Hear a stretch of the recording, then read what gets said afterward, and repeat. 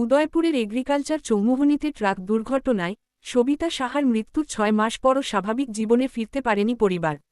বসতবাড়ি ধ্বংস হওয়ায় ৩ বাসের অস্থায়ী ঘরে দিন কাটছে রাজু সাহাদের। এককালীন আর্থিক সহায়তা ছাড়া সরকারি পুনর্বাসন না পাওয়ার অভিযোগ তুলে দ্রুত স্থায়ী সহায়তার দাবি জানিয়েছে পরিবার। 9:30টার সময় ঘটনা হয়েছে। গাড়ি ওই রং সাইডের থেকে আমার বাড়ি ফালাইছে, মাল খাওয়া আসলো, রং সাইডের থেকে ফালাই দিয়া মারা চাপা দিয়ে টাকা নিয়েছে, ফালাই করেছে। ঠিক ওই এটা বাইক করতে বাইতে 11:30 বাজে আছে, অনেক সময় লাগছে। আচ্ছা, আপনার মা যে মারা গেছিল, যে এগ্রিকালচার চৌমুহনী একটা ট্রাক মধ্যরাত্রিবেলা ঘরের উপর উঠে দিয়েছে, ঘরের উপর উঠে দিয়েছে। তো এই ঘটনার পর থেকে এখন পর্যন্ত আপনার এই জিনিসটা কিভাবে আছে, এই যে আইনিগত ব্যবস্থা কি হয়েছে বা আর্থিক সহযোগিতা কি পেয়েছেন? আর্থিক সহায়তা কিছু পাইছি না, আর এই কেস চলতেছে। ওই ড্রাইভারের বিরুদ্ধে মামলা চলছে, হ্যাঁ, ইন্স্যুরেন্সে গাড়ির বিরুদ্ধে কেস চলতেছে।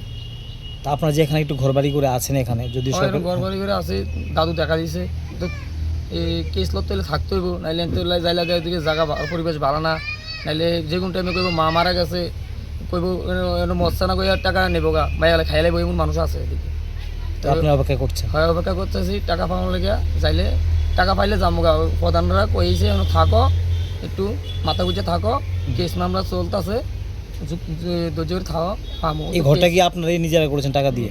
হ্যাঁ, এই ঘরটা কি নিজের টাকা দিয়ে করেছেন? নিজের টাকা দিয়ে উকিল টাই না করছি, নিজে খাইতে লুক লাগে। প্রশাসন তরফ থেকে কোনো টাকা পয়সা পেয়েছেন মৃত্যুর পর? পাইছি না। কোনো আর্থিক সহযোগিতা পান না? পাইছি না। ওই তারা 4 জন মিলে দিয়েছে। 4 জন কে? 7 জন। একজন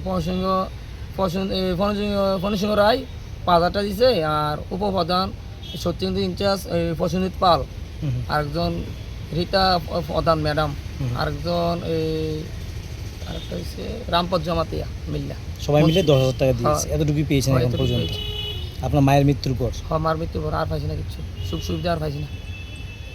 এখন কি বলবেন এটা নিয়ে? কিছু বলবেন, দাবি করবেন কিছু, বা দাবি বক্তব্য আছে? বক্তব্য কই অনেক পাইতেছি না, কেউ মাথা দেয় না। আর কি কম, অনেক কেস চলতেছে, উকিল ধরে সেটা কেস চালাইতেছি, ইন্টারেস্টে পামু এই দুই, আর কোনো বক্তব্য নাই। এরপরে কইছে বক্তব্য আসলো সবাই মিলে, সবাই হুমকি দিতেছে, তো উঠে দাও গাড়ি করে টাড়ি করে, এই জন্য কইতেছে উঠতে যাম। আমরা কই সরকারতে যতদিন আমরা জায়গা না দেয় উঠতাম না। আমরা 50 বছর থাই, 5 বছর থাকলে ফরেস্ট ডিপার্টমেন্টে মনে করো এই জায়গা দিতে বাধ্য। 50-52 বছর তো এই কাগজ আছে আমার আছে, এই অনুসারে আমার অনুসারে সবাই এই গেরো দিছে, দাদু কইছে, তারা ডিএমআরে কইছে জায়গা দেও, জায়গা বাই করো, জায়গা দেও, তারা যাইব গা। এর প্রায় 17 পরিবার আছে, আমি পুরাটা লইয়া জায়গা ছাইরা দিম, কাগজ জমা দিয়ে রাখছি।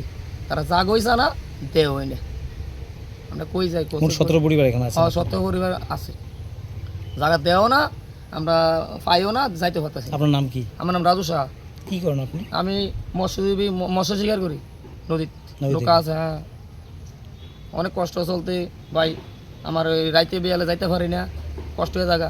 কিন্তু এটা অবৈ তোমার বাইরে কাজ করলাম, মানে মার মৃত্যুর পর আপনি জান না? যাইতে পারি না, পাতলা উতলা যাই নাহলে কাজ করে খাই, আর যা পাই তাই খাই। মনে করো মাছ ধরো, মাছ চলাই, যেটা পাই এটা করি খাই, কোনো মতে টিকে আছে। আর বিপিএল কার্ডটা আছে, কোনো মতে স্যালারি এখন উঠাইছি। সরকারি সুযোগ সুবিধা পান কিছু? না, পাই না। বিপিএল কার্ড আছে বললেন? বিপিএল কার্ড আছে, হ্যাঁ, পাইছি না, পাই না।